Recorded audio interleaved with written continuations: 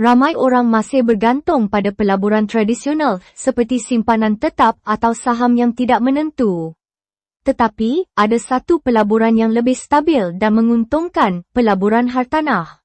Dalam video ini, saya akan tunjukkan kenapa anda perlu lupakan pelaburan lama dan beralih kepada hartanah untuk pulangan yang lebih besar.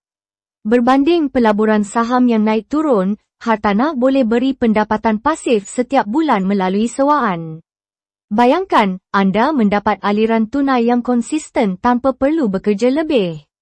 Tak seperti pasaran saham yang boleh jatuh mendadak, nilai hartanah selalu meningkat dalam jangka panjang. Beli hari ini, biar nilai naik, dan jual pada harga yang lebih tinggi nanti. Duit dalam bank susut nilainya disebabkan inflasi, tetapi hartanah semakin mahal dari tahun ke tahun.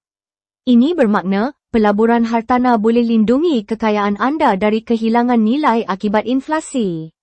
Jadi, masih nak bergantung pada pelaburan tradisional? Hartanah telah terbukti sebagai pelaburan yang stabil, menguntungkan dan mampu mengubah hidup anda.